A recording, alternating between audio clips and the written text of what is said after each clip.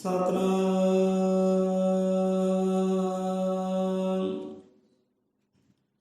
ਜੋ ਬੋਲੇ ਸੋ ਨਿਰਭੈ, ਅਜ਼ਰ ਅਮਰ ਤ੍ਰਿਕਾਦਰਸ਼ੀ ਸ੍ਰਿਸ਼ਟੀ ਕਰਤਾ, ਵਾਲਮੀਕਿ ਦਇਆਵਾਨ ਜੀ ਕੀ ਜੈ।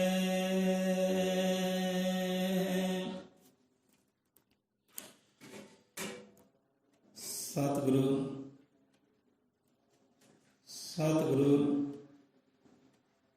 ਅਜ਼ਰ ਅਮਰ ਤ੍ਰਿਕਾਦਰਸ਼ੀ ਸ੍ਰਿਸ਼ਟੀ ਕਰਤਾ, ਜਗਤ ਗੁਰੂ ਆਦਿ ਕਵੀ ਵਾਲਮੀਕਿ ਭਗਵਾਨ ਜੀ ਮਹਾਰਾਜ ਸਹਾਇ। ਸ਼ਬਦ ਗੁਰੂ ਮਹਾਰਾਜ ਜੀ ਸਹਾਇ। ਉਸ ਪਰਮਾਤਮਾ ਦੀ ਸਾਜੀ ਵਿਰਾਜੀ ਸੰਗਤ ਨੂੰ, ਗੁਰੂ ਪ੍ਰੇਮੀਆਂ ਨੂੰ ਸਾਡੇ ਵੱਲੋਂ ਜੈ ਗੁਰਦੇਵ, ਧੰਨ ਗੁਰਦੇਵ, ਜੈ ਵਾਲਮੀਕਿ, ਹਰ ਹਰ ਵਾਲਮੀਕਿ, ਜੈ ਭੀਮ, ਜੈ ਪਾਲ, ਜੈ ਸੰਵਿਧਾਨ, ਜੈ ਮੂਲ ਨਿਵਾਸੀ। ਸੋ ਆ ਜਾਂਦੇ ਹਾਂ ਮਾਘ ਮਹੀਨੇ ਦੀ ਬਾਣੀ ਵਿਚਾਰ ਦੇ ਵੱਲ। ਸੋ ਦੇਖੋ, ਸਤਿਗੁਰਾਂ ਨੇ ਸਮਝਾਉਣਾ ਕੀਤਾ ਜੀਵ ਆਤਮਾ ਨੂੰ, ਕਿਉਂਕਿ ਦੁਨੀਆਦਾਰੀ ਵਿੱਚ ਬੜੇ ਬੜੇ ਵਿਦਵਾਨ ਵੀ ਹੋਏ ਹੈ, ਗਿਆਨੀ ਵੀ ਹੋਏ ਹੈ, ਬ੍ਰਹਮ ਗਿਆਨੀ ਵੀ ਹੋਏ ਹੈ, ਸੰਤ ਵੀ ਹੋਏ ਹੈ, ਅਵਤਾਰੀ ਪੁਰਖ ਵੀ ਹੋਏ ਹੈ। ਅਤੇ ਬੜੀਆਂ ਬੜੀਆਂ ਵਿਦਵਾਨਾਂ ਨੂੰ ਵੀ, ਗਿਆਨੀਆਂ ਨੂੰ ਵੀ, ਅਵਤਾਰੀ ਪੁਰਖਾਂ ਨੂੰ ਵੀ ਹਉਮੈ ਨੇ ਨਹੀਂ ਛੱਡਿਆ, ਹੰਕਾਰ ਨੇ ਨਹੀਂ ਛੱਡਿਆ। ਹੰਕਾਰ ਦੀ ਅਗਨੀ ਵੀ ਉਹਨਾਂ ਪਰ ਮੰਡਰਾਈ ਹੈ। ਤਾਪ ਕੀਤਾ ਹੰਕਾਰ ਦੀ ਅਗਨੀ ਨੇ ਵੀ, ਉਹਨਾਂ ਅਵਤਾਰੀ ਪੁਰਖਾਂ ਨੂੰ ਵੀ ਨਹੀਂ ਛੱਡਿਆ। ਜਿਵੇਂ ਮਹਾਦੇਵ ਦੇ ਅਵਤਾਰ ਹੋਏ ਹੈ, ਮਾਰੂਤੀ, ਹਨੂਮਾਨ, ਬਚਪਨ ਅੰਦਰ ਉਹਨਾਂ ਨੂੰ ਵੀ ਆਪਣੀ ਸ਼ਕਤੀ ਦਾ ਹੰਕਾਰ ਹੋਇਆ। ਹੰਕਾਰ ਵਿੱਚ ਆਏ ਨੇ ਕਿ ਸਾਧੂ ਕੋਲ, ਸੰਤ ਕੋਲੋਂ ਸ਼ਰਾਪਤ ਹੋਏ ਹੈ, ਸਾਰੀਆਂ ਸ਼ਕਤੀਆਂ ਭੁੱਲ ਗਏ ਹੈ, ਵਿਸਰ ਗਏ ਹੈ। ਇਹ ਮਾਣ ਹੰਕਾਰ ਬੜਿਆ ਜੀਵਨ ਹੋਇਆ। ਰਾਮਚੰਦਰ ਵਰਗੇ ਨੂੰ ਹੋ ਗਿਆ। ਕਹਿੰਦੇ ਨੇ ਕਿ ਰਾਮ ਬੜਾ ਵਿਦਵਾਨ ਸੀ, ਬੜਾ ਗਿਆਨੀ ਸੀ, ਬੜਾ ਭਗਤ ਸੀ, ਉਹਨੂੰ ਵੀ ਹੰਕਾਰ ਨੇ ਘੇਰਾ ਪਾਇਆ ਹੈ। ਸੋ ਬੜੇ ਬੜੇ ਇਹੋ ਜਿਹੇ ਗਿਆਨੀ ਵਿਗਿਆਨੀ ਵੀ ਹੋਏ ਆ। ਸੰਤ ਬਚੇ ਨੇ, ਗੁਰੂ ਪੀਰ ਬਚੇ ਨੇ ਇਸ ਹਉਮੈ ਤੋਂ, ਹੰਕਾਰ ਤੋਂ, ਅਭਿਮਾਨ ਤੋਂ। ਜੇ ਬਾਣੀ ਸਮਝਾਉਂਦੀ ਹੈ, ਮਹਾਰਾਮਾਇਣ ਦੀ ਕਥਾ ਕਹਾਣੀ ਸਮਝਾਉਂਦੀ ਹੈ, ਭਾਈ ਜੋ ਹੰਕਾਰੇ ਸੋਈ ਹਾਰੇ, ਸੁਆਮੀ ਗਿਆਨ ਪੁਕਾਰੇ। ਜਿਨ੍ਹਾਂ ਜੀਵਾਂ ਦੇ ਅੰਦਰ ਕਣ ਜਿੰਨਾ ਵੀ ਹੰਕਾਰ ਆ ਗਿਆ ਹੈ, ਉਹ ਬਾਜ਼ੀਆਂ ਹਾਰ ਕੇ ਗਏ ਹੈ, ਜਿੱਤ ਕੇ ਨਹੀਂ ਗਏ। ਇੱਕ ਕਣ ਮਾਤਰ ਜਿਨ੍ਹਾਂ ਅੰਦਰ ਹੰਕਾਰ ਆ ਗਿਆ, ਹਉਮੈ ਆ ਗਈ, ਗਰਭ ਆ ਗਿਆ, ਅਭਿਮਾਨ ਆ ਗਿਆ, ਮਾਣ ਆ ਗਿਆ, ਉਹ ਬਾਜ਼ੀਆਂ ਹਾਰ ਕੇ ਗਏ ਹੈ, ਜਿੱਤ ਕੇ ਕੋਈ ਨਹੀਂ ਗਿਆ। ਇੱਕ क्षण ਮਾਤਰ ਵੀ ਜਿਹਨਾਂ ਅੰਦਰ ਹੰਕਾਰ ਆ ਗਿਆ ਹੈ, ਮੈਂ ਆ ਗਈ ਹੈ, ਮੈਂ ਬੱਕਰੇ ਦੀ ਮਾਰ ਕੇ ਦਿੱਤੀ ਖਲ ਮਰੋੜ, ਜਦ ਤੱਕ ਮੈਂ ਵਿੱਚ ਮੈਂ ਰਹੀ ਤੇ ਤੂੰ ਆਖੇ ਕੌਣ। ਜਦੋਂ ਹੁੰਦੀ ਹੈ ਮੈਂ ਕਿ ਮੈਂ ਹੀ ਮੈਂ, ਉਦੋਂ ਬੰਦਾ ਕਹਿੰਦਾ ਤੂੰ ਕੌਣ ਹੈ ਭਾਈ, ਕਿਹੜਾ ਇੱਥੇ ਰੱਬ ਹੈ, ਕਿਹੜਾ ਇੱਥੇ ਖੁਦਾ ਹੈ, ਮੈਂ ਹੀ ਖੁਦਾ ਹਾਂ। ਜਦੋਂ ਅੰਦਰ ਹੁੰਦੀ ਹੈ ਮੈਂ। ਜਿਵੇਂ ਕਿ ਕਥਾ ਕਹਾਣੀ ਬੜੀ ਪਿਆਰੀ ਆਉਂਦੀ ਹੈ। ਪਾਰਵਤੀ ਦੇ ਪਿਤਾ ਹੋਏ ਹੈ ਦਸ਼ਰਥ, ਗੌਰਵਾਂ ਦੇ ਪਿਤਾ ਹੋਏ ਦਸ਼ਰਥ, ਉਹ ਵੀ ਰਾਜੇ ਸੀ, ਮਹਾਰਾਜੇ ਸੀ। ਅਤੇ ਉਹ ਵੀ ਮਹਾਦੇਵ ਨੂੰ ਬੁਰਾ ਕਹਿੰਦੇ ਸੀ, ਨੀਚ ਕਹਿੰਦੇ ਸੀ, ਸ਼ੂਦਰ ਕਹਿੰਦੇ ਸੀ, ਨੰਗ ਤਰੰਗਾ ਕਹਿੰਦੇ ਸੀ, ਚੰਗਾ ਨਹੀਂ ਸਮਝਦੇ।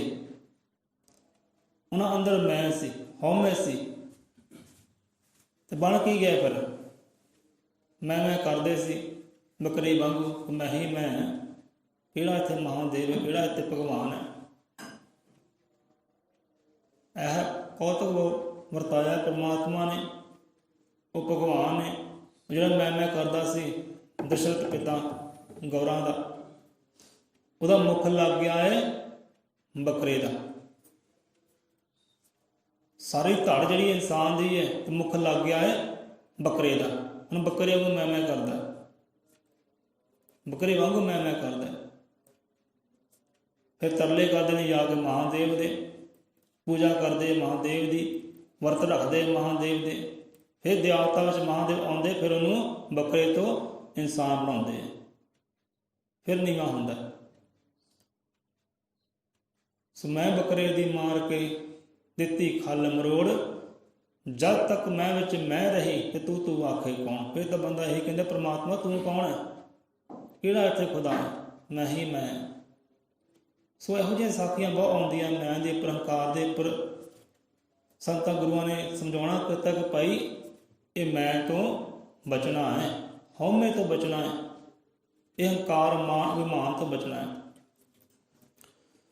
ਹੁਣ ਇੱਕ ਹੁੰਦਾ ਹੈ ਹੰਕਾਰ ਕਿ ਮੈਂ ਹਉਮੈ ਗਰਭ, ਇੱਕ ਹੁੰਦਾ ਅਹੰਕਾਰ ਮੋੜੇ ਲੱਗ ਗਿਆ ਐੜਾ। ਇੱਕ ਹੁੰਦਾ ਹੈ ਹੰਕਾਰ ਮੈਂ ਹਉਮੈ, ਇੱਕ ਹੁੰਦਾ ਹੈ ਅਹੰਕਾਰ। ਲੋਕੀ ਕਹਿੰਦੇ ਨੇ ਕਿ ਅਹੰਕਾਰ ਜਿਹੜਾ ਉਹ ਸਹੀ ਹੈ, ਉਹ ਬੁਰਾ ਨਹੀਂ ਹੈ, ਪਰ ਨਹੀਂ, ਅਹੰਕਾਰ ਵੀ ਮਾੜਾ ਹੈ। ਅਹੰਕਾਰ ਨੂੰ ਕਹਿੰਦੇ ਨੇ ਕਿ ਮਾਨ ਸਨਮਾਨ, ਆਪਣੇ ਆਪ ਦੀ ਸ਼ਾਨ, ਆਪਣੇ ਆਪ ਨੂੰ ਉੱਚਾ ਸਮਝਣਾ, ਆਪਣੇ ਆਪ ਦਾ ਮਾਣ ਕਰਨਾ, ਸਨਮਾਨ ਕਰਨਾ। ਮਾਨ ਸਨਮਾਨ ਨੂੰ ਕਹਿੰਦੇ ਨੇ ਅਹੰਕਾਰ। ਪਰ ਇਹੋ ਜਿਹੀ ਇੱਕ ਘੜੀ ਆਉਂਦੀ ਹੈ ਜਿੱਥੇ ਨਾ ਤਾਂ ਪਾਰ ਉਤਾਰਾ ਹੰਕਾਰ ਕਰਦਾ ਹੈ, ਨਾ ਪਾਰ ਉਤਾਰਾ ਅਹੰਕਾਰ ਕਰਦਾ ਹੈ। ਮਾਨ ਵੀ ਡੁੱਬ ਜਾਂਦਾ ਹੈ, ਸ਼ਾਨ ਵੀ ਡੁੱਬ ਜਾਂਦੀ ਹੈ, ਉਹ ਮੈਂ ਵੀ ਡੁੱਬ ਜਾਂਦੀ ਹੈ। ਪਾਰ ਉਤਾਰਾ ਨਹੀਂ ਕਰਦੀ ਬੰਦੇ ਦਾ, ਦੋਨੇ ਡੁੱਬ ਦਿੰਦੇ। ਇਹੋ ਜਿਹੀ ਘੜੀ ਆ ਜਾਂਦੀ ਹੈ। ਸੋ ਹੰਕਾਰ ਵੀ ਬੁਰਾ ਹੈ, ਅਹੰਕਾਰ ਵੀ ਬੁਰਾ ਬਣ ਜਾਂਦਾ ਹੈ। ਅਹੰਕਾਰ ਨੂੰ ਅਭਿਮਾਨ ਵੀ ਕਹਿ ਦਿੰਦੇ। ਮਾਣ ਕਿ ਆਪਣੇ ਆਪ ਨੂੰ ਮਾਣ ਕਰਨਾ। ਹੁਣ ਦੇਖੋ ਮਾਣ ਕਰਨਾ ਹੈ, ਮਾਣ ਦੀ ਵੀ ਹੱਦ ਹੈ। ਮਾਣ ਗੁਰੂ ਦਾ ਵੀ ਹੋ ਸਕਦਾ ਹੈ, ਮਾਣ ਸਤਿਗੁਰੂ ਦਾ ਵੀ ਹੋ ਸਕਦਾ ਹੈ ਕਿ ਮੇਰਾ ਸਤਿਗੁਰੂ ਸਭ ਤੋਂ ਉੱਚਾ ਹੈ, ਮੇਰਾ ਸਤਿਗੁਰੂ ਸਭ ਕੁਝ ਹੈ। ਇਹ ਮਾਣ ਹੋ ਸਕਦਾ ਹੈ ਕਿ ਮੈਂ ਗੁਰੂ ਧਾਰੀ ਹਾਂ, ਨਾਮ ਧਾਰੀ ਹਾਂ, ਮੈਨੂੰ ਆਪਣੇ ਤੇ ਮਾਣ ਹੈ, ਨਾਜ਼ ਹੈ। ਇਹ ਮਾਣ ਵੀ ਹੰਕਾਰ ਬਣ ਸਕਦਾ ਹੈ, ਜ਼ਿਆਦਾ ਟਾਈਮ ਨਹੀਂ ਲੱਗਦਾ। ਹੁਣ ਮਾਣ ਹੰਕਾਰ ਕਾਰਨ ਬਹੁਤ ਹੈ ਇਹਦੇ, ਮਾਣ ਹੰਕਾਰ ਦੇ ਬਹੁਤ ਕਾਰਨ ਹੈ। ਧੀਆਂ ਪੁੱਤਰਾਂ ਦਾ ਹੀ ਮਾਣ ਹੋ ਸਕਦਾ ਹੈ, ਹੰਕਾਰ ਹੋ ਸਕਦਾ ਹੈ, ਭਾਵੇਂ ਨਿਕੰਮੇ ਕਿਉਂ ਨਾ ਹੋਣ। ਜੇ 3 ਪੁੱਤਰ ਹੈ, 4 ਪੁੱਤਰ ਹੈ, 5 ਪੁੱਤਰ ਹੈ, ਬੰਦਾ ਕਹਿੰਦਾ ਮੇਰੇ 5 ਪੁੱਤਰ ਹੈ ਭਾਈ, ਕਿਸੇ ਕੋਲ ਤਾਂ ਇੱਕ ਵੀ ਹੈ ਨਹੀਂ, ਹੋ ਗਿਆ ਮਾਣ। ਭਾਵੇਂ ਨਿਕੰਮੇ ਹੀ ਹੋਣ, ਬੰਦਾ ਮਾਣ ਕਰਦਾ ਹੈ, ਸ਼ਾਨ ਕਰਦਾ ਹੈ, ਅਭਿਮਾਨ ਕਰਦਾ ਹੈ। ਉਹੀ ਅਭਿਮਾਨ ਹੰਕਾਰ ਪੈਦਾ ਕਰ ਦਿੰਦਾ ਹੈ। ਬਣ ਗਿਆ ਪਾਪ, ਬਣ ਗਿਆ ਵਿਕਾਰ, ਬਣ ਗਿਆ ਗੁਨਾਹ, ਬਣ ਗਿਆ ਵਿਕਾਰ। ਉਹ ਇੱਥੇ ਅਭਿਮਾਨ ਹੰਕਾਰ ਵਿਕਾਰ ਹੈ। ਬੜੇ ਬੜੇ ਕਾਰਨ ਹੈ। ਉੱਚੇ ਮਹਿਲਾਂ ਦਾ ਹੰਕਾਰ ਹੋ ਜਾਂਦਾ ਹੈ, ਚੰਗੇ ਖਾਣ ਪੀਣ ਦਾ ਹੰਕਾਰ ਹੋ ਜਾਂਦਾ ਹੈ। ਜੇ ਕੋਈ 4 ਅੱਖਰ ਪੜ੍ਹ ਗਿਆ ਹੈ, ਉਹਨੂੰ ਆਪਣੇ ਅੱਖਰਾਂ ਦਾ ਹੰਕਾਰ ਹੋ ਜਾਂਦਾ ਹੈ ਕਿ ਮੈਂ ਹੀ ਪੜ੍ਹਿਆ ਲਿਖਿਆ ਹਾਂ, ਵਿਦਵਾਨ। ਜੇ ਕੋਈ ਚੰਗਾ ਗਾਉਂਦਾ ਹੈ, ਚੰਗੇ ਗਾਉਣ ਦਾ ਹੰਕਾਰ ਹੋ ਜਾਂਦਾ, ਚੰਗਾ ਸੁਣਨ ਦਾ ਹੰਕਾਰ ਹੋ ਜਾਂਦਾ ਹੈ, ਚੰਗਾ ਬੋਲਦਾ ਹੈ, ਚੰਗੇ ਬੋਲਣ ਦਾ ਵੀ ਹੰਕਾਰ ਹੋ ਜਾਂਦਾ ਹੈ ਕਿ ਮੈਂ ਬਹੁਤ ਪਿਆਰਾ ਬੋਲਦਾ, ਮੈਨੂੰ ਆਪਣੇ 'ਤੇ ਮਾਣ ਹੈ, ਮੈਂ ਬਹੁਤ ਚੰਗਾ ਵਜਾਉਂਦਾ ਹਾਂ, ਮੈਨੂੰ ਆਪਣੇ 'ਤੇ ਮਾਣ ਹੈ, ਮੇਰੇ ਵਰਗਾ ਕੋਈ ਨਹੀਂ। ਸੋ ਮਾਣ ਵੀ ਕਰਨਾ ਹੈ ਕਿਸੇ ਹੱਦ ਵਿੱਚ। ਕਹਿੰਦੇ ਨਾ ਸਿਆਣੇ ਲੋਕ ਕਿ ਕਹਿੰਦੇ ਦੁੱਧ ਨੂੰ ਉਬਲਦਿਆਂ ਦੇਰ ਨਹੀਂ ਲੱਗਦੀ। ਇੱਦਾਂ ਹੀ ਮਾਣ ਤੋਂ ਹੰਕਾਰ ਦੀ ਵਿੱਚ ਆਉਂਦਿਆਂ ਦੇਰ ਨਹੀਂ ਲੱਗਦੀ। ਪਤਾ ਨਹੀਂ ਕਦੋਂ ਮਾਣ ਨੇ ਹੰਕਾਰ ਬਣ ਜਾਣਾ ਹੈ। ਕੋਈ ਕਿਸੇ ਵੀ ਵਸਤੂ ਨੂੰ ਲੈ ਕੇ, ਸੋਹਣੇ ਘਰ ਨੂੰ ਲੈ ਕੇ, ਸੋਹਣੇ ਪਹਿਨ ਨੂੰ ਲੈ ਕੇ ਧਨ ਦੌਲਤਾਂ ਨੂੰ ਲੈ ਕੇ, ਧੀਆਂ ਪੁੱਤਰਾਂ ਨੂੰ ਲੈ ਕੇ, ਸਤਿਗੁਰੂ ਨੂੰ ਲੈ ਕੇ, ਭਗਵਾਨ ਦੀ ਭਗਤੀ ਨੂੰ ਲੈ ਕੇ ਮਾਣ ਨਹੀਂ ਕਰਨਾ, ਕਿਤੇ ਵੀ ਮਾਣ ਨਹੀਂ ਕਰਨਾ। ਸੋ ਇਹੋ ਜਿਹਾ ਮਾਣ ਇੱਕ ਰਾਜੇ ਜਨਕ ਨੇ ਵੀ ਕੀਤਾ ਸੀ। ਬੜੀਆਂ ਬੜੀਆਂ ਕਹਾਣੀਆਂ ਆਉਂਦੀਆਂ। ਰਾਜੇ ਜਨਕ ਨੂੰ ਵੀ ਆਪਣੀ ਭਗਤੀ ਦਾ ਮਾਣ ਹੋ ਗਿਆ ਸੀ, ਦਿਖਾਵਾ ਕਰਨ ਲੱਗ ਪਿਆ ਸੀ। ਸਭਾ ਬੁਲਾ ਕੇ ਭਗਤੀ ਦਾ ਦਿਖਾਵਾ ਕਰਨ ਲੱਗ ਪਿਆ ਸੀ। ਤੇ ਉਸੇ ਵੇਲੇ ਫਿਰ ਰੱਬ ਦਾ ਸੁਨੇਹਾ ਆ ਗਿਆ ਸੀ, ਭਾਈ ਆ ਜਾ, ਹੋ ਗਈ ਤੇਰੀ ਭਗਤੀ ਪੂਰਨ। ਉਹ ਸਾਰੀ ਕੀਤੀ ਭਗਤੀ ਭੰਗ ਹੋ ਗਈ ਸੀ ਮਾਣ ਦੇ ਵਿੱਚ, ਕਿਉਂਕਿ ਮਾਣ ਨੂੰ ਹੰਕਾਰ 'ਚ ਬਦਲਦਿਆਂ ਦੇਰ ਨਹੀਂ ਲੱਗਦੀ। ਹੁਣ ਦੇਖੋ, ਆਹ ਛੱਤ ਪਈ ਹੈ, ਛੱਤ ਕਵੇ ਕਿ ਮੈਂ ਉਹ ਉੱਚੀ ਹਾਂ, ਕੰਧਾਂ ਤੋਂ ਉੱਚੀ ਹਾਂ, ਸਾਰਿਆਂ ਨੂੰ ਛਾਂ ਦੇ ਰਹੀ ਹਾਂ, ਮੈਂ ਉੱਚੀ ਹਾਂ, ਅਭਿਮਾਨ ਹੋ ਗਿਆ, ਮਾਣ ਹੋ ਗਿਆ। ਹੁਣ ਇਹ ਛੱਤ ਦੇ ਉੱਪਰ ਇੱਕ ਦੂਜੀ ਛੱਤ ਪੈ ਜਾਏ ਤੇ ਕਿੱਥੇ ਗਿਆ ਇਹਦਾ ਮਾਣ, ਕਿੱਥੇ ਗਿਆ ਇਹਦਾ ਅਭਿਮਾਨ, ਕਿੱਥੇ ਗਿਆ ਅਹੰਕਾਰ, ਹੋ ਗਈ ਨਾ ਨੀਵੀਂ। ਇਹ ਛੱਤ ਦੇ ਉੱਪਰ ਇੱਕ ਹੋਰ ਛੱਤ ਪੈ ਜਾਏ, ਇਹ ਛੱਤ ਨੇ ਹੋ ਜਾਣਾ ਨੀਵੀਂ। ਗਿਆ ਮਾਣ ਖੂਹ ਖਾਤੇ, ਗਈ ਸ਼ਾਨ ਖੂਹ ਖਾਤੇ। ਇੱਦਾਂ ਹੀ ਹੈ, ਕਿਉਂਕਿ ਘੜੀ ਆ ਜਾਂਦੀ ਹੈ, ਨਾ ਤਾਂ ਹੰਕਾਰ ਕੰਮ ਕਰਦਾ, ਨਾ ਹੰਕਾਰ ਪਾਰ ਉਤਾਰੇ ਕਰਦਾ, ਨਾ ਤਾਂ ਮਾਣ ਸਮਾਨ ਬੰਦੇ ਨੂੰ ਬਚਾ ਲੈਂਦਾ ਹੈ। ਸੋ ਕਈ ਸਨਮਾਨ ਕਰਦੇ ਨੇ, ਭਾਈ ਫਲਾਣੇ ਬੰਦੇ ਨੂੰ ਸਨਮਾਨ ਕਰਨਾ ਹੈ, ਤੇ ਇਹੋ ਜਿਹੇ ਸਨਮਾਨ ਵੀ ਨਾਲ ਨਹੀਂ ਜਾਂਦੇ ਬੰਦੇ ਦੇ, ਨਾਲ ਜਾਂਦਾ ਹੈ ਨਾਮ। ਇਹ ਗੱਲ ਬਾਣੀ ਵਿੱਚ ਵੀ ਆਉਂਦੀ ਹੈ। ਮਾਣ ਸਮਾਨ ਇੱਥੇ ਧਰੇ ਰਹਿ ਜਾਣੇ ਆ, ਬੰਦੇ ਦੀ ਸ਼ਾਨ ਧਰੀ ਦੀ ਧਰੀ ਰਹਿ ਜਾਣੀ ਹੈ, ਨਾਲ ਤਾਂ ਉਹ ਨਾਮ ਹੀ ਜਾਣਾ। ਸੋ ਨਾਮ ਨੂੰ ਸਮਝੀਏ। ਸੋ ਕਿਤੇ ਵੀ ਅਭਿਮਾਨ ਨਾ ਹੋਵੇ, ਮਾਣ ਨਾ ਹੋਵੇ, ਕਿਉਂਕਿ ਮਾਣ ਨੂੰ ਹੰਕਾਰ 'ਚ ਬਦਲਦਿਆਂ ਬਹੁਤੀ ਦੇਰ ਨਹੀਂ ਲੱਗਦੀ। ਕਹਿੰਦੇ ਨਾ, ਅਭਿਮਾਨ ਵਿੱਚੋਂ ਹੰਕਾਰ ਦਾ ਜਜ਼ਬਾ। ਅਭਿਮਾਨ ਕਹਿੰਦੇ ਨੇ ਸ਼ਾਨ ਨੂੰ, ਆਪਣੇ ਆਪ ਦੀ ਮਾਣ ਨੂੰ, ਇੱਕ ਰੁਤਬੇ ਨੂੰ। ਮੈਂ ਰੁਤਬੇ ਦਾ ਮਾਲਕ ਹਾਂ ਭਾਈ, ਮੈਂ ਤਾਂ ਸਰਪੰਚ ਹਾਂ ਨਗਰ ਦਾ, ਮੈਨੂੰ ਆਪਣੇ 'ਤੇ ਮਾਣ ਹੈ, ਸ਼ਾਨ ਹੈ, ਮੇਰੀ ਰੁਤਬਾ ਹੈ ਮੇਰੇ ਕੋਲ, ਮੈਂ ਦੇਸ਼ ਦਾ ਮਿਨਿਸਟਰ ਹਾਂ, ਮੈਨੂੰ ਆਪਣੇ 'ਤੇ ਨਾਜ਼ ਹੈ, ਮਾਣ ਹੈ। ਇਹ ਅਭਿਮਾਨ, ਆਪਣੇ ਆਪ ਦੀ ਮਾਣ ਕਰਨਾ, ਅਭਿਮਾਨ ਕਿ ਮੈਂ ਹੀ ਸਭ ਕੁਝ ਹੈ ਭਾਈ, ਜੋ ਮੈਂ ਹਾਂ ਉਹ ਦੂਜਾ ਨਹੀਂ ਹੈ, ਜੋ ਮੇਰੇ ਕੋਲ ਹੈ ਉਹ ਦੂਜੀ ਕੋਲ ਨਹੀਂ ਹੈ। ਇਹ ਆਪਣਾ ਮਾਣ ਹੈ, ਸ਼ਾਨ ਹੈ। ਤੇ ਮਾਣ ਨੂੰ ਹੰਕਾਰ 'ਚ ਵਧਿਆ ਬਹੁਤੀ ਦੇਰ ਨਹੀਂ ਲੱਗਦੀ। ਅਭਿਮਾਨ ਵਿੱਚੋਂ ਹੰਕਾਰ ਦਾ ਜਜ਼ਬਾ, ਅਭਿਮਾਨ ਵਿੱਚੋਂ ਹੰਕਾਰ ਪੈਦਾ ਹੁੰਦਾ, ਮੈਂ ਪੈਦਾ ਹੁੰਦੀ ਹੈ, ਹਉਮੈ ਪੈਦਾ ਹੁੰਦੀ ਹੈ। ਅਭਿਮਾਨ ਵਿੱਚੋਂ ਹੰਕਾਰ ਦਾ ਜਜ਼ਬਾ ਖੜੇ ਪੁਰਸ਼ ਨੂੰ ਨਰਕਾਂ ਵੱਲ। ਇਹੀ ਅਭਿਮਾਨ ਹੰਕਾਰ ਪੈਦਾ ਕਰਦਾ ਹੈ, ਉਹੀ ਹੰਕਾਰ ਬੰਦੇ ਨੂੰ ਦੁੱਖਾਂ ਦੇ ਵੱਲ, ਨਰਕਾਂ ਦੇ ਵੱਲ ਲੈ ਤੁਰਦਾ ਹੈ। ਅਭਿਮਾਨ ਵਿੱਚੋਂ ਹੰਕਾਰ ਦਾ ਜਜ਼ਬਾ ਖੜੇ ਪੁਰਸ਼ ਨੂੰ ਨਰਕਾਂ ਵੱਲ। ਬੰਦਾ ਬਸ ਹੰਕਾਰ ਦੇ ਹੋਇਆ ਪਿਆ ਖਿਲਾਰੇ ਹਰ ਤਾਂ ਚੱਲ। ਸਵੈ ਮਾਨ ਇੱਕ ਨਸ਼ਾ ਈਸ਼ਵਰੀ, ਰੱਖਣ ਲਈ ਇਸ ਦਾ ਸਤਿਕਾਰ। ਉਹ ਸਵੈ ਮਾਨ ਨੂੰ ਕਾਇਮ ਰੱਖਣ ਦੀ ਦੁਨੀਆ ਭਰ ਦੇ ਕੁਲ ਅਵਤਾਰ, ਜਿਲਾ ਖੰਜਰ ਸੂਰੀਆਂ ਅੱਗਾ ਹਰ ਜ਼ਾਲਮ ਦਾ ਕਹਿਰ ਤੂਫਾਨ, ਚੱਲਦੇ ਰਹੇ ਸਰੀਰਾਂ ਉੱਪਰ ਗੁਰੂ ਪੀਰ ਜੋ ਦੇ ਅਵਤਾਰ। ਸਵੈ ਮਾਨ ਇੱਕ ਨਸ਼ਾ ਈਸ਼ਵਰੀ। ਹੁਣ ਇੱਕ ਆ ਅਭਿਮਾਨ, ਇੱਕ ਆ ਸਵੈ ਮਾਨ। ਹੁਣ ਸਵੈ ਮਾਨ ਦੀ ਰੱਖਿਆ ਸੰਭਾਲ ਕਰਨ ਵਾਸਤੇ ਸੰਤਾਂ ਗੁਰੂਆਂ ਰਹਿਬਰਾਂ ਨੇ ਜੇਲਾਂ ਝੱਲੀਆਂ, ਸੂਲੀਆਂ ਝੱਲੀਆਂ, ਅੱਗਾਂ ਝੱਲੀਆਂ, ਦੁੱਖ ਝੱਲੇ ਉਹ ਸਵੈ ਮਾਨ ਨੂੰ ਕਾਇਮ ਰੱਖਣ ਵਾਸਤੇ। ਸਵੈ ਮਾਨ ਇੱਕ ਨਸ਼ਾ ਈਸ਼ਵਰੀ, ਉਹ ਨਸ਼ਾ ਈਸ਼ਵਰੀ ਹੈ, ਅਸਰੂਰ ਈਸ਼ਵਰੀ ਹੈ। ਸਵੈ ਮਾਨ ਇੱਕ ਅਭਿਮਾਨ ਹੈ, ਇੱਕ ਸਵੈ ਮਾਨ ਹੈ। ਅਭਿਮਾਨ ਹੈ ਆਪਣੇ ਆਪ ਦੀ ਸ਼ਾਨ, ਆਪਣੇ ਆਪ ਦਾ ਮਾਣ ਕਰਨਾ, ਕਿਸੇ ਰੁਤਬੇ ਦਾ ਮਾਣ ਕਰਨਾ। ਅਭਿਮਾਨ ਹੰਕਾਰ 'ਚ ਤਬਦੀਲ ਹੋ ਜਾਂਦਾ ਹੈ। ਤੇ ਸੰਤਾਂ ਨੇ ਗੱਲ ਕੀਤੀ ਹੈ ਸਵੈ ਮਾਨ ਦੀ, ਸੰਤਾਂ ਨੇ ਗੱਲ ਕੀਤੀ ਹੈ ਸਵੈ ਮਾਨ ਦੀ, ਕਿ ਸਵੈ ਮਾਨ ਨੂੰ ਨਸ਼ਾ ਈਸ਼ਵਰੀ ਰੱਖਣ ਲਈ ਇਸ ਦਾ ਸਤਿਕਾਰ, ਇਹਦਾ ਸਤਿਕਾਰ ਰੱਖਣ ਵਾਸਤੇ ਸੰਤਾਂ ਨੇ ਕੀ ਕੀਤਾ? ਸਵੈ ਮਾਨ ਦਾ, ਅਭਿਮਾਨ ਦਾ ਨਹੀਂ, ਸਵੈ ਮਾਨ ਦਾ। ਉਹਨਾਂ ਅੰਦਰ ਸਵੈ ਮਾਨ ਦੀ ਭਾਵਨਾ ਸੀ। ਸਵੈ ਮਾਨ ਕੀ ਹੁੰਦਾ ਹੈ? ਸਵੈ ਮਾਨ ਇੱਕ ਨਸ਼ਾ ਈਸ਼ਵਰੀ ਰੱਖਣ ਦਾ ਸੀ ਸਤਿਕਾਰ। ਉਸ ਸਵੈਮਾਨ ਨੂੰ ਕਾਇਮ ਰੱਖਣ ਲਈ ਦੁਨੀਆ ਭਰ ਦੇ ਕੁੱਲ ਅਵਤਾਰ, ਜੇਲਾਂ, ਖੰਜਰ, ਸੂਲੀਆਂ, ਅੱਗਾ, ਹਰ ਜਲਮ ਦਾ ਕਹਿਰ ਤੂਫਾਨ ਚੱਲਦੇ ਰਹੇ ਸਰੀਰਾਂ ਪਰ ਗੁਰੂ ਪੀਰ ਯੋਧੇ ਬਲਵਾਨ।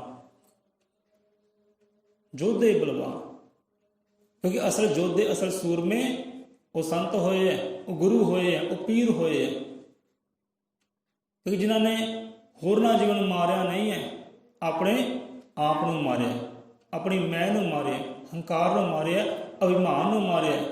ਅਸਲ ਯੋਧੇ ਸੂਰਮੇ ਬਲਵਾਨ ਉਹ ਸੰਤ ਹੋਏ ਹੈ, ਉਹ ਗੁਰੂ ਹੋਏ ਹੈ। ਇੱਕ ਯੋਧਾ ਉਹਨੂੰ ਕਹਿੰਦੇ ਹੈ ਜੋ 10 ਨਾਲ 12 ਨਾਲ ਯੁੱਧ ਕਰਦਾ ਤਲਵਾਰ ਦੇ ਨਾਲ, ਉਹ ਯੋਧਾ ਯੋਧਾ ਨਹੀਂ ਹੈ। ਦੂਸਰੇ ਨੂੰ ਮਾਰਨ ਵਾਲਾ ਯੋਧਾ ਨਹੀਂ ਹੈ, ਆਪਣੇ ਆਪ ਨੂੰ ਮਾਰਨ ਵਾਲਾ ਅਸਲ ਯੋਧੇ ਉਹ ਸੰਤ ਗੁਰੂ ਪੀਰ ਅਵਤਾਰ ਹੋਏ ਹੈ, ਜਿਨ੍ਹਾਂ ਨੇ ਆਪਣੇ ਅਭਿਮਾਨ ਨੂੰ ਮਾਰਿਆ, ਮੈਂ ਨੂੰ ਮਾਰਿਆ। ਤੇ ਗੱਲ ਕੀਤੀ ਹੈ ਸਵੈਮਾਨ ਦੀ, ਸਤਿਕਾਰ ਕੀਤਾ ਹੈ ਸਵੈਮਾਨ ਦਾ। ਸਵੈਮਾਨ ਕਹਿੰਦੇ ਭਾਈ ਜਿਹਦੇ ਵਿੱਚ ਹਰ ਇੱਕ ਇਨਸਾਨ ਦੀ ਸ਼ਾਨ ਦੀ ਗੱਲ ਹੋਵੇ, ਜਿਹਦੇ ਵਿੱਚ ਹਰ ਇਨਸਾਨ ਦੀ ਇੱਜ਼ਤ ਦੀ ਗੱਲ ਹੋਵੇ, ਜਿਹਦੇ ਵਿੱਚ ਹਰ ਇਨਸਾਨ ਦੀ ਸਤਿਕਾਰ ਦੀ ਗੱਲ ਹੋਵੇ, ਅਦਬ ਦੀ ਗੱਲ ਹੋਵੇ, ਉਹਨੂੰ ਕਹਿੰਦੇ ਹੈ ਸਵੈਮਾਨ। ਸਰਬ ਦੇ ਭਲੇ ਵਾਲੀ ਗੱਲ ਜਿਹਨੂੰ ਕਹਿੰਦੇ ਨੇ ਆਪਾਂ, ਉਹਨੂੰ ਕਹਿੰਦੇ ਸਵੈਮਾਨ। ਉਹ ਸਵੈਮਾਨ ਦਾ ਸਤਿਕਾਰ ਸੰਤਾਂ ਨੇ ਕੀਤਾ, ਗੁਰੂਆਂ ਨੇ ਕੀਤਾ, ਪੀਰਾਂ ਨੇ ਕੀਤਾ ਤੇ ਉਹਨੂੰ ਕਾਇਮ ਰੱਖਣ ਲਈ ਕੀਤਾ ਕੀ ਹੈ? ਆਪਣੇ ਯਾਰ ਨੂੰ ਸੂਲੀ ਤੇ ਚਾੜਿਆ, ਜੇਲਾਂ ਝੱਲੀਆਂ, ਖੰਜਰ ਝੱਲੇ ਹੈ, ਕੀ ਨਹੀਂ ਕੀਤਾ? ਉਹ ਸਵੈਮਾਨ ਨੂੰ ਕਾਇਮ ਰੱਖਣ ਲਈ ਇਹ ਸਭ ਕੁਝ ਚੱਲਿਆ। ਇਹ ਹੈ ਸੰਤਾਂ ਦੀ ਕਰਨੀ। ਸੋ ਕਿਸੇ ਪਦਾਰਥ ਦਾ ਅਭਿਮਾਨ ਨਹੀਂ ਕਰਨਾ, ਮਾਣ ਨਹੀਂ ਕਰਨਾ ਕਿਸੇ ਪਦਾਰਥ ਦਾ। ਜੇ ਕਰ ਲਿਆ ਮਾਣ ਤੇ ਮਾਣ ਨੂੰ ਹੰਕਾਰ 'ਚ ਬਦਲਦਿਆਂ ਬਹੁਤੀ ਦੇਰ ਨਹੀਂ ਲੱਗਦੀ, ਸਕਿੰਟ ਹੀ ਲੱਗਦੇ ਬਸ। ਸੋ ਇੱਥੇ ਆ ਜਾਂਦੇ ਆ ਬਾਣੀ ਵੱਲ ਕਿ ਅਭਿਮਾਨ ਦੀ ਅਗਨੀ ਇਸ ਬੰਦੇ ਦੀਆਂ ਕੁੱਲ ਸਿਫਤਾਂ ਨੂੰ ਦਿੰਦੀ ਸਾੜ। ਕਿ ਅਭਿਮਾਨ ਦੀ ਅਗਲੀ ਆਪਣੀ ਮੈਂ ਦੀ, ਆਪਣੀ ਸ਼ਾਨ ਦੀ, ਆਪਣੀ ਮਾਣ ਦੀ, ਇਹ ਵੀ ਇੱਕ ਅੱਗ ਹੀ ਹੈ। ਇਹ ਕਦੋਂ ਬੰਦੇ ਦੀ ਸਿਫਤਾਂ ਨੂੰ, ਬੰਦੇ ਦੇ ਗੁਣਾਂ ਨੂੰ ਖਾ ਜਾਂਦੀ ਹੈ, ਬੰਦੇ ਨੂੰ ਪਤਾ ਹੀ ਨਹੀਂ ਲੱਗਦਾ। ਬੰਦਾ ਕਹਿੰਦਾ ਮੈਂ ਹੀ ਮੈਂ ਬੜਾ ਚੰਗਾ ਗਾਉਣਾ, ਮੈਂ ਬੜਾ ਚੰਗਾ ਵਜਾਉਣਾ, ਮੈਂ ਬੜਾ ਚੰਗਾ ਲਿਖਦਾ, ਮੈਂ ਬਹੁਤ ਚੰਗਾ ਪ੍ਰਚਾਰ ਕਰਦਾ, ਮੈਂ ਬਹੁਤ ਚੰਗੀ ਬਾਣੀ ਪੜ੍ਹਦਾ, ਮੈਂ ਬੜਾ ਗਿਆਨੀ। ਇਹ ਮਾਣ, ਇਹ ਅਭਿਮਾਨ ਵੀ ਇੱਕ ਅਗਨੀ ਹੈ ਜੋ ਬੰਦੇ ਚੰਗੇ ਤੱਤਾਂ ਨੂੰ, ਚੰਗੇ ਗੁਣਾਂ ਨੂੰ ਖਾ ਜਾਂਦੀ ਹੈ। ਅਭਿਮਾਨ ਦੀ ਅਗਨੀ ਇਸ ਬੰਦੇ ਦੀਆਂ ਕੁੱਲ ਸਿਫਤਾਂ ਨੂੰ ਦਿੰਦੀ ਸਾੜ। ਸਿਫਤਾਂ ਨੂੰ ਸਾੜ ਦਿੰਦੀ ਹੈ, ਵਡਿਆਈਆਂ ਨੂੰ ਸਾੜ ਦਿੰਦੀ ਹੈ, ਬੰਦੇ ਪਤਾ ਹੀ ਨਹੀਂ ਲੱਗਦਾ। ਉਦਾਹਰਨ ਦਿੰਦੇ ਨੇ ਪਾਤਸ਼ਾਹ ਜੀ ਇੱਥੇ, ਅਭਿਮਾਨ ਦੀ ਅਗਨੀ ਇਸ ਬੰਦੇ ਦੀਆਂ ਕੁੱਲ ਸਿਫਤਾਂ ਨੂੰ ਦਿੰਦੀ ਸਾੜ। ਜੋ ਰੁੱਖਾਂ ਦੇ ਫਲ ਫੁੱਲ ਮੇਵੇ ਗੜੇ ਆਕਾਸ਼ੀ ਸੁੱਟਦੇ ਝਾੜ। ਜਿਹਦਾ ਤੂਫਾਨ ਆਉਂਦਾ ਹੈ, ਮੀਂਹ ਹਨੇਰੀ ਆਉਂਦਾ ਹੈ, ਨਾਲ ਗੜੇ ਆਉਂਦੇ ਨੇ, ਬਰਫ਼ ਡਿੱਗਦੀ ਹੈ, ਤੇ ਰੁੱਖਾਂ ਦੇ ਜੋ ਲੱਗੇ ਹੁੰਦੇ ਮੇਵੇ, ਜੋ ਫਲ ਲੱਗੇ ਹੁੰਦੇ ਆ, ਉਹ ਝੜ ਕੇ ਧਰਤੀ ਤੇ ਡਿੱਗ ਪੈਂਦੇ। ਬਸ ਇੱਦਾਂ ਹੀ ਇਹ ਅਭਿਮਾਨ ਹੈ, ਇੱਦਾਂ ਹੀ ਇਹ ਹੰਕਾਰ ਹੈ, ਇੱਦਾਂ ਹੀ ਹੰਕਾਰ ਹੈ। ਬੰਦੇ ਅੰਦਰ ਜੋ ਪਰਮਾਤਮਾ ਰੂਪੀ ਰੁੱਖ ਹੈ, ਉਹਦੇ ਨਾਲ ਲੱਗੇ ਹੋਏ ਚੰਗੇ ਗੁਣਾਂ ਵਾਲੇ ਫਲ ਹੈ, ਉਹ ਇੱਦਾਂ ਝੜ ਜਾਂਦੇ ਆ, ਇੱਦਾਂ ਸੜ ਜਾਂਦੇ, ਸੁੱਕ ਜਾਂਦੇ ਆ। ਉਹ ਅਭਿਮਾਨ ਦੀ ਅਗਨੀ ਦੇ ਨਾਲ, ਜਿੱਦਾਂ ਆਕਾਸ਼ੀ ਗੜੇ ਰੁੱਖਾਂ ਦੇ ਫਲਾਂ ਨੂੰ ਸੁੱਟ ਦਿੰਦੇ ਨੇ, ਪਨਾਹ ਕਰ ਦਿੰਦੇ ਨੇ। ਬਸ ਇੱਦਾਂ ਹੀ ਬੜਿਆਂ ਬੜਿਆਂ ਅਵਤਾਰਾਂ ਨੂੰ ਹੰਕਾਰ ਹੋਇਆ ਤੇ ਹਾਰ ਕੇ ਗਏ ਹੈ, ਜਿੱਤ ਕੇ ਨਹੀਂ ਗਏ। ਮਰਵਾਇਆ ਰਾਮ ਸੇ ਰਾਵਣ ਵੀਰ ਵਿਦਵਾਨ, ਫਿਰ ਮਰਵਾਇਆ ਰਾਮ ਕੋ ਦੁਆਰਾ ਦੋਨਾ ਦਾਨ। ਕਹਿੰਦੇ ਉਹਨਾਂ ਨੂੰ ਹੰਕਾਰ ਆ ਗਿਆ ਸੀ, ਮੈਂ ਆ ਗਿਆ ਸੀ ਨਾ ਅੰਦਰ। ਜੇ ਰਾਮ ਨੂੰ ਮੈਂ ਆਈ ਹੈ ਤਾਂ ਦੋ ਬਾਲਾਂ ਨੇ ਹਰਾਇਆ, ਅਭਿਮਾਨ ਤੋੜਿਆ, ਹੰਕਾਰ ਤੋੜਿਆ। ਜੇ ਰਾਵਣ ਨੂੰ ਹੰਕਾਰ ਹੋਇਆ ਮੈਂ ਆਈ ਹੈ ਤਾਂ ਰਾਵਣ ਨੇ ਉੱਥੇ ਯੁੱਧ ਕੀਤਾ, ਰਾਮ ਨੇ ਹਰਾਉਣਾ ਕੀਤਾ, ਕਿਉਂਕਿ ਹਾਰ ਕੇ ਗਏ ਹੈ। ਰਾਮਾਇਣ ਦੀ ਕਥਾ ਕਹਾਣੀ ਇਹੀ ਸਮਝਾਉਂਦੀ ਹੈ ਭਾਈ, ਹੰਕਾਰ ਨਹੀਂ ਕਰਨਾ, ਕਿਤੇ ਵੀ ਮੈਂ ਨਹੀਂ ਕਰਨੀ। ਜੋ ਹੰਕਾਰੇ ਸੋਈ ਹਾਰੇ, ਸੁਆਮੀ ਗਿਆਨ ਪੁਕਾਰੇ। ਹੁਣ ਇਹ ਅਭਿਮਾਨ, ਇਹ ਹੰਕਾਰ ਸ਼ਕਤੀ ਕਿੱਦਾਂ ਬਣਦੀ ਹੈ, ਬਲ ਕਿੱਦਾਂ ਬਣਦਾ ਹੈ? ਅਗਲੀ ਪੰਕਤੀ ਸਮਝਾਉਂਦੇ ਪਾਤਸ਼ਾਹ ਜੀ, ਇੱਕ ਪਾਸੇ ਇਹ ਵਿਕਾਰ ਹੈ, ਇੱਕ ਪਾਸੇ ਨਰਕਾਂ ਦਾ ਦੁਆਰਾ ਹੈ, ਇੱਕ ਪਾਸੇ ਇਹ ਸਵਰਗਾਂ ਦੀ ਸੁੱਖਾਂ ਦੀ ਕੁੰਜੀ ਵੀ ਹੈ, ਆਨੰਦ ਦੀ ਕੁੰਜੀ ਵੀ ਹੈ, ਆਨੰਦ ਦਾ ਭੰਡਾਰ ਵੀ ਹੈ, ਇਹ ਬਲਵਾਨ ਵੀ ਹੈ, ਬਲੀ ਵੀ ਹੈ। ਇਹਨੂੰ ਬਲੀ ਕਿੱਦਾਂ ਕਰਨਾ ਹੈ? ਅਭਿਮਾਨ ਦੀ ਅਗਨੀ ਇਸ ਬੰਦੇ ਦੀਆਂ ਕੁੱਲ ਸਿਫਤਾਂ ਨੂੰ ਦਿੰਦੀ ਸਾੜ, ਜਿਉਂ ਰੁੱਖਾਂ ਦੇ ਫਲ ਫੁੱਲ ਮੇਵੇ ਗੜੇ ਆਕਾਸ਼ੀ ਸੁਰਦੇ ਝਾੜ। ਅਭਿਮਾਨ ਤੇ ਸਵੈਮਾਨ ਪੁਰਸ਼ ਲਈ ਆਹ ਪੁਰਖ ਦੇ ਚਮਤਕਾਰੇ, ਅਭਿਮਾਨ ਪੁਰਸ਼ ਨੂੰ ਨਰਕੀ ਸੁਰਦੇ, ਸਵੈਮਾਨ ਚੋਂ ਸਵਰਗੀ ਮਿਲਣ ਹੁਲਾਰੇ। ਹੁਣ ਇਹੀ ਅਭਿਮਾਨ ਹੈ, ਜੇ ਸਵੈਮਾਨ 'ਚ ਤਬਦੀਲ ਹੋ ਜਾਏ ਤਾਂ ਇਹ ਸ਼ਕਤੀਆਂ ਦਾ ਭੰਡਾਰ ਹੈ, ਇਹ ਬਲੀ ਹੈ। ਇੱਥੇ ਆਪਣੇ ਆਪ ਦਾ ਮਾਣ ਕੋਈ ਨਹੀਂ, ਆਪਣੇ ਆਪ ਦੀ ਸ਼ਾਨ ਦਾ ਕਦੇ ਜ਼ਿਕਰ ਨਹੀਂ ਕਰਨਾ, ਆਪਣੇ ਆਪ ਦਾ ਸਨਮਾਨ ਦਾ ਜ਼ਿਕਰ ਨਹੀਂ ਕਰਕੇ ਮੈਨੂੰ ਸਨਮਾਨ ਨਹੀਂ ਮਿਲਿਆ, ਮੈਨੂੰ ਮਾਣ ਨਹੀਂ ਮਿਲਿਆ, ਮੈਨੂੰ ਸ਼ਾਨ ਨਹੀਂ ਮਿਲੀ, ਜਾਂ ਮੇਰਾ ਦੁਨੀਆ ਤੇ ਬਹੁਤ ਮਾਣ ਹੈ। ਇੰਨੇ ਬੰਦੇ ਹੈ ਜਿੱਥੇ ਜਾਂਦਾ ਮੇਰਾ ਬਹੁਤ ਮਾਣ ਕਰਦੇ ਹੈ, ਮੇਰੀ ਕੋਈ ਸ਼ਾਨ ਕਰਦੇ ਹੈ, ਮੇਰਾ ਬੜਾ ਸਨਮਾਨ ਕਰਦੇ ਹੈ। ਇਹ ਗੱਲ ਤਾਂ ਮਨ 'ਤੇ ਲਿਆਉਣੀ ਨਹੀਂ, ਲਿਆਉਣੀ ਨਹੀਂ ਮਨ 'ਤੇ ਗੱਲ ਕਿ ਮੈਂ ਜਿੱਥੇ ਜਾਣਾ ਮੇਰੀ ਬੜੀ ਸ਼ਾਨ ਹੁੰਦੀ ਹੈ, ਭਾਈ ਬੜਾ ਮਾਣ ਕਰਦੇ, ਮੇਰਾ ਬੜਾ ਸਤਿਕਾਰ ਕਰਦੇ ਆ। ਇਹ ਸਤਿਕਾਰ, ਇਹ ਮਾਣ ਹੰਕਾਰ 'ਚ ਤਬਦੀਲ ਹੋ ਜਾਣਾ ਹੈ, ਬਹੁਤੀ ਦੇਰ ਨਹੀਂ ਲੱਗਣੀ, ਬੜਿਆਂ ਨੂੰ ਹੋਇਆ ਹੈ। ਸੋ ਅਭਿਮਾਨ ਤੋਂ ਹੰਕਾਰ ਉਪਜੇ, ਇਸ ਤੋਂ ਪਹਿਲਾਂ ਕਰ ਲਓ ਕਿ ਅਭਿਮਾਨ ਤੋਂ ਸਵੈਮਾਨ ਨੂੰ ਤਬਦੀਲ ਕਰ ਲਓ, ਆਪਣੇ ਅਭਿਮਾਨ ਨੂੰ ਸਵੈਮਾਨ ਵਿੱਚ ਤਬਦੀਲ ਕਰ ਲਓ। ਉਹ ਸਵੈਮਾਨ ਜਿਹੜਾ ਸੰਤਾਂ, ਰਹਿਬਰਾਂ, ਗੁਰੂਆਂ, ਪੀਰਾਂ ਨੇ ਕਾਇਮ ਕੀਤਾ ਹੈ, ਉਹਦੀ ਦੇਖ ਰੇਖ ਸੰਭਾਲ ਕੀਤੀ ਹੈ, ਉਹਦੇ ਸਤਿਕਾਰ ਅੰਦਰ ਆਪਣੀਆਂ ਜਾਨਾਂ ਕੁਰਬਾਨ ਕੀਤੀਆਂ। ਉਹ ਸਵੈਮਾਨ ਨੂੰ ਕਾਇਮ ਰੱਖਣੀ ਸੰਤਾਂ ਗੁਰੂਆਂ ਨੇ ਜੇਲਾਂ, ਖੰਜਰ, ਸੂਲੀਆਂ, ਅੱਗਾ ਹਰ ਜ਼ਾਲਮ ਦਾ ਕਹਿਰ ਤੂਫਾਨ ਚੱਲਦੇ ਰਹੇ ਸਰੀਰਾਂ ਪਰ, ਗੁਰੂ ਪੀਰ ਜੋਧੇ ਬਲਵਾਨ। ਸੋ ਅਭਿਮਾਨ ਤੇ ਸਵੈਮਾਨ ਪੁਰਸ਼ ਲਈ ਆਹ ਪੁਰਖ ਦੇ ਚਮਤਕਾਰੇ।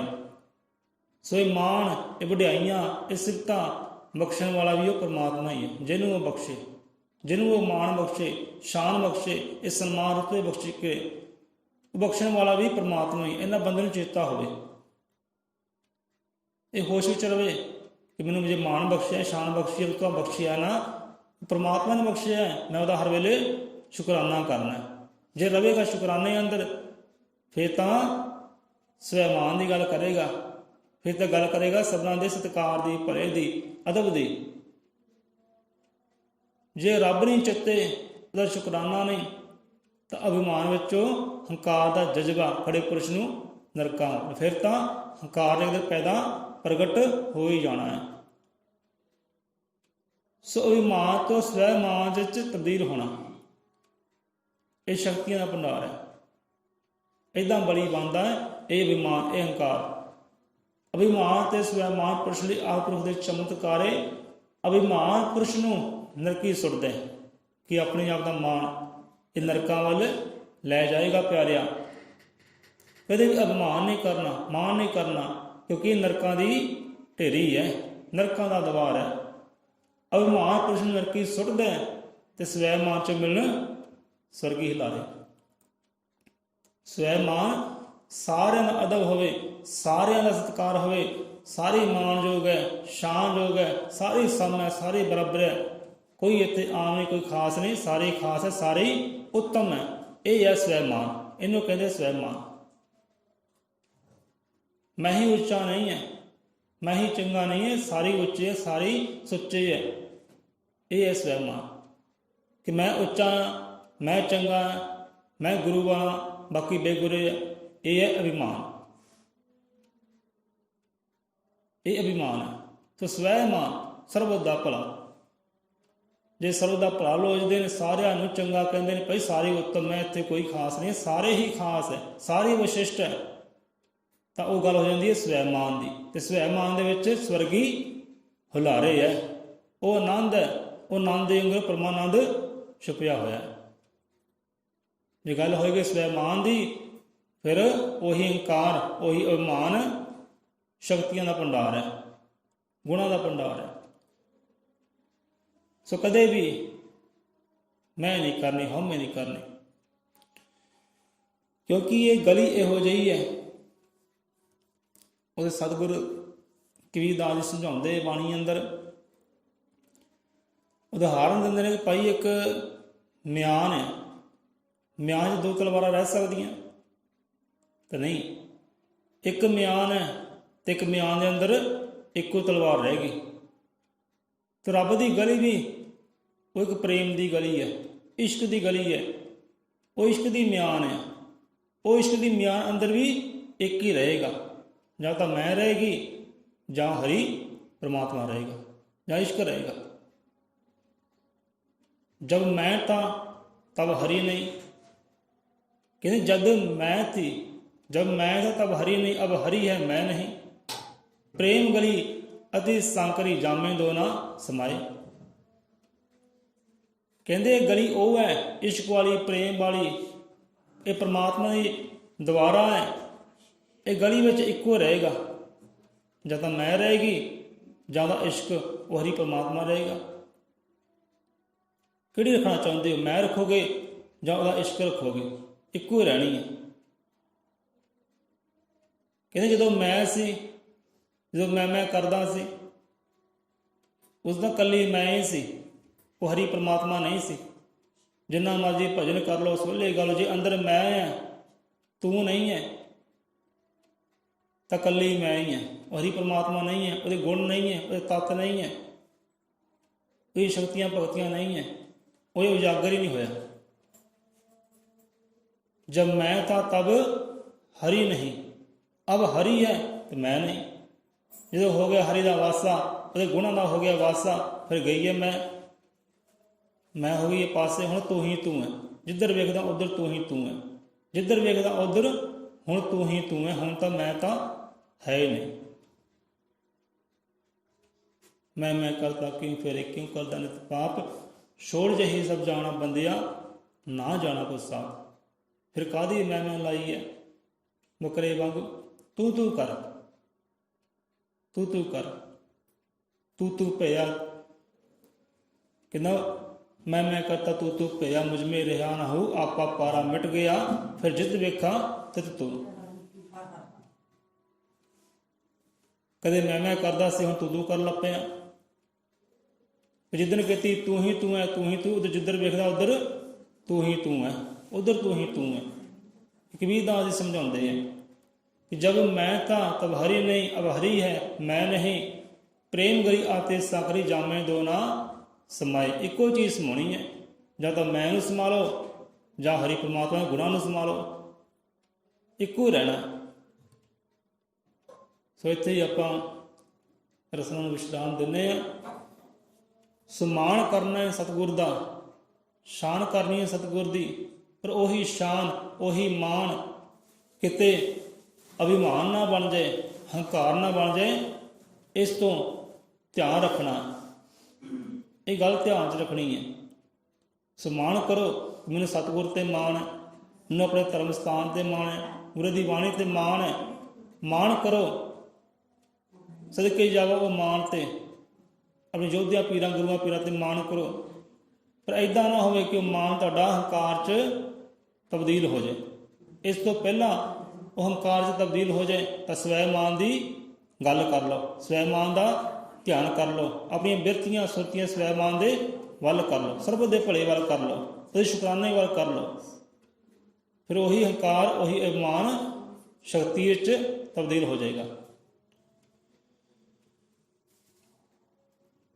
जब मैं था तब हरि नहीं, वह हरि है मैं नहीं। प्रेम गली अति सकरे जामे दो ना समाए। इक्को रहनी पाई।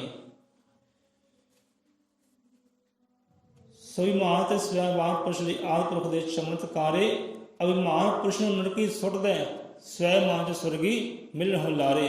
ਨੇਕੀ ਬਦੀ ਸੋਭਾ ਤੇ ਨਿੰਦਿਆ ਵਾਲਮੀਕੀ ਭਗਵਾਨ ਦੇ ਹੱਥ, ਜਿਸ ਤੇ ਬਖਸ਼ਿਸ਼ ਕਰ ਦੇਵੇ ਉਹ ਸਰਵ ਕਲਾ ਈਸ਼ਵਰ ਸਮਰੱਥ। ਸਰਵ ਕਲਾ, ਜਿੰਨੀਆਂ ਦੁਨੀਆ 'ਤੇ ਕਲਾਵਾਂ ਨੇ, ਜਿੰਨੇ ਗੁਣ ਹੈ, ਜਿੰਨੀਆਂ ਕਲਾਕਾਰੀਆਂ ਮੀਨੇਕਾਰੀਆਂ, ਸਾਰੀਆਂ ਗੁਣਾਂ ਦਾ ਉਹ ਇੱਕੋ ਹੀ ਮਾਲਕ ਹੈ, ਸਰਵ ਕਲਾ ਦਾ ਮਾਲਕ ਹੈ। ਨੇਕੀ ਬਦੀ ਸੋਭਾ ਤੇ ਨਿੰਦਿਆ, ਕਿਉਂਕਿ ਜੇ ਆਪਾਂ ਕਹਿੰਦੇ ਆਏ ਆ, ਬੰਦਾ ਕਿਹੜੀ ਭਾਵਨਾ ਨਾਲ ਆਉਂਦਾ ਇੱਥੇ? ਨੇਕੀ ਦੀ ਭਾਵਨਾ ਆਉਂਦਾ ਹੈ, ਬਦੀ ਬੁਰਾਈ ਦੀ ਭਾਵਨਾ ਨਾਲ ਆਉਂਦਾ ਹੈ, ਜਾਂ ਨਿੰਦਿਆ ਦੀ ਭਾਵਨਾ ਆਉਂਦਾ ਹੈ? ਜਿਹੜੀ ਭਾਵਨਾ ਨਾਲ ਸਤਿਗੁਰੂ ਦੇ ਚਰਨਾਂ ਵਿੱਚ ਜਾਓਗੇ ਨਾ, ਉੱਥੇ ਹੀ ਬਰਕਤਾਂ ਪੈਣੀਆਂ ਹੈ, ਉੱਥੇ ਹੀ ਬਰਕਤਾਂ ਪੈਣੀਆਂ। ਤੁਸੀਂ ਕਿਹੜੀ ਭਾਵਨਾ ਨਾਲ ਆਉਂਦੇ ਹੋ? ਨੇਕੀ ਦੀ ਭਾਵਨਾ ਨਾਲ ਆਉਂਦੇ ਹੋ, ਬਦੀ ਬੁਰਾਈ ਦੀ ਭਾਵਨਾ ਨਾਲ ਆਉਂਦੇ ਹੋ, ਜਾਂ ਨਿੰਦਿਆ ਦੀ ਭਾਵਨਾ ਆਉਂਦੇ ਹੋ? ਕਈ ਇਹੋ ਜਿਹੇ ਜੀ ਆਉਂਦੇ, ਸਤਸੰਗ ਵਿੱਚ ਜਾਂਦੇ ਆ, ਉੱਥੇ ਜਾ ਕਰਦੇ ਕੀ ਹੈ, ਇੱਧਰ ਉੱਧਰ ਵੀ ਨਿੰਦਿਆ ਹੀ ਕਰਨੀ, ਬਸ ਫਲਾਨੀ ਇੱਦਾਂ, ਫਲਾਨਾ ਇੱਦਾਂ, ਫਲਾਨਾ ਇੱਦਾਂ, ਬਸ। ਅਤੇ ਬਰਕਤਾਂ ਉਹ 'ਚ ਹੀ ਪੈਂਦੀਆਂ। ਜੇ ਨਿੰਦਿਆ ਕਰਨੀ ਹੈ ਨਾ ਸਤਸੰਗ ਵਿੱਚ ਆ ਕੇ ਵੀ, ਨਹੀਂ ਫਲਾਨੀ ਇੱਦਾਂ, ਫਲਾਨੀ ਇੱਦਾਂ, ਉਹ 'ਚ ਬਰਕਤਾਂ ਪੈਣੀਆਂ ਹੈ। ਇਸ ਕਰਕੇ ਧਿਆਨ ਦੇ ਨਾਲ, ਸੁਰਤ ਦੇ ਨਾਲ ਇਕੱਠਾ ਕੀ ਕਰਨਾ ਹੈ। ਜੇ ਨਿੰਦਿਆ ਦੀ ਭਾਵਨਾ ਆਓਗੇ, ਮੈਂ ਜਾ ਕੇ ਨਿੰਦਿਆ ਕਰਨੀ, ਉੱਥੇ ਇੰਨੀਆਂ ਗੱਲਾਂ ਦੱਬੀਆਂ ਹੋਈਆਂ, ਜਾ ਕੇ ਉੱਥੇ ਸਾਂਝੀਆਂ ਕਰਨੀਆਂ, ਸਾਰੇ ਸਾਂਝੀਆਂ ਕਰਨੀਆਂ ਉੱਥੇ, ਅਤੇ ਬਰਕਤਾਂ ਉੱਥੇ ਪੈਣੀਆਂ। ਨਿੰਦਿਆ 'ਚ ਬਰਕਤਾਂ ਪੈਣੀ, ਚੱਲ ਵੀ ਹੁਣ ਹੋਰ ਵਾਧੂ ਹੋ ਕਰ। ਇਹ ਬਰਕਤਾਂ ਉੱਥੇ ਪ੍ਰਮਾਤਮਾ ਤੋਂ ਮਿਲਦੀਆਂ ਨੇ। ਕਿਹੜੀ ਭਾਵਨਾ ਤੁਸੀਂ ਆਉਂਦੇ ਹੋ? ਜਿਹੜੀ ਭਾਵਨਾ ਨਾਲ ਇੱਥੇ ਆਓਗੇ, ਗੁਰੂ ਚਰਨਾਂ ਵਿੱਚ ਜਾਓਗੇ, ਸਤਸੰਗ ਵਿੱਚ ਜਾਓਗੇ, ਉਸੇ ਭਾਵਨਾ ਵਿੱਚ ਬਰਕਤਾਂ ਪੈਣੀਆਂ ਆ। ਇਹ ਚੇਤਾ ਰੱਖਿਓ। ਇਸ ਕਰਕੇ ਪਹਿਲਾਂ ਹੀ ਗੁਰੂ ਮਹਾਰਾਜ ਸਾਵਧਾਨ ਕਰਦੇ ਆ, ਚੇਤਨ ਕਰਦੇ ਆ ਕਿ ਚੇਤਨ ਹੋ ਜਾ ਭਾਈ। ਨੇਕੀ ਬਦੀ ਸੋਭਾ ਤੇ ਨਿੰਦਿਆ ਵਾਲਮੀਕੀ ਭਗਵਾਨ ਦੇ ਹੱਥ। ਤੁਸੀਂ ਕੀ ਲੈਣਾ ਚਾਹੁੰਦੇ ਹੋ?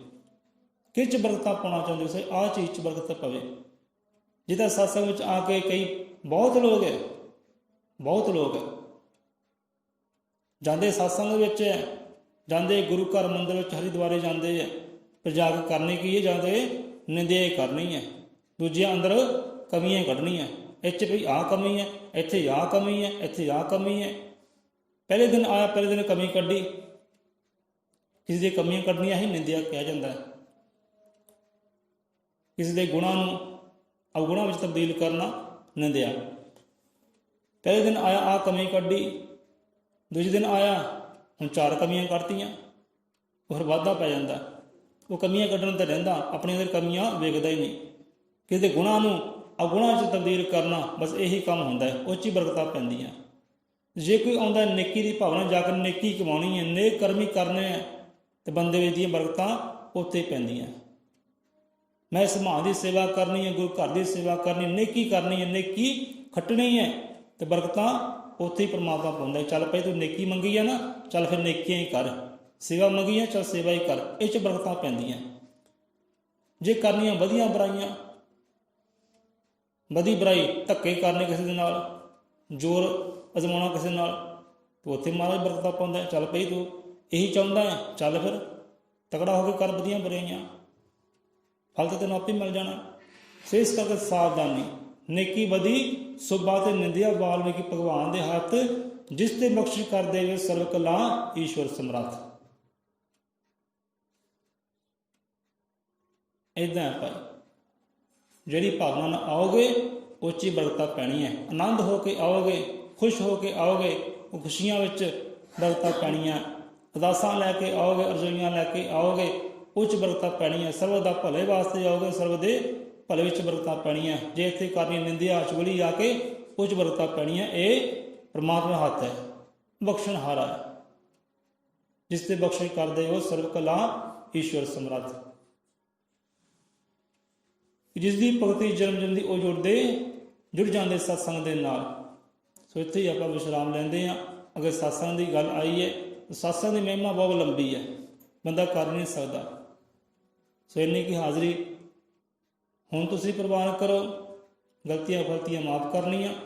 ਜੇ ਕਿਸੇ ਦੇ ਮਨ ਨੂੰ ਠੇਸ ਲੱਗੀ ਹੋਵੇ, ਇਹ ਸਤਿਗੁਰੂ ਦੇ ਬਚਨ ਹੈ, ਸਾਵਧਾਨ ਕਰਦੇ ਭਾਈ ਕਿ ਸਾਵਧਾਨ ਹੋ ਜਾ, ਚੇਤਨ ਹੋ ਜਾ। ਸੋ ਗੁਰੂ ਮਹਾਰਾਜ ਗਲਤੀਆਂ ਫਲਤੀਆਂ ਮਾਫ ਕਰੇ, ਸੰਗਤ ਬਖਸ਼ਣ ਯੋਗ ਹੈ, ਹਰੀ ਪਰਮਾਤਮਾ ਬਖਸ਼ਣ ਹਾਰੇ ਹੈ। ਸਭ ਜੀਵਾਂ ਦੀਆਂ ਹਾਜ਼ਰੀਆਂ ਦਾਤਾ ਜੀ ਦਰ ਪ੍ਰਵਾਨ ਕਰੇ। ਸੱਚਖੰਡ ਲੇਖੇ ਲਾਵੇ, ਜੋ ਬੋਲੇ 100 ਰੁਪਏ ਅਜ਼ਰ ਮਤ੍ਰਿਕਾਲ ਦਰਸ਼ੀ ਸ੍ਰਿਸ਼ਟੀ ਕਰਤਾ। ਵਾਲਮੀਕੀ ਦਇਆਵਾਨ ਜੀ ਕੀ ਜੈ।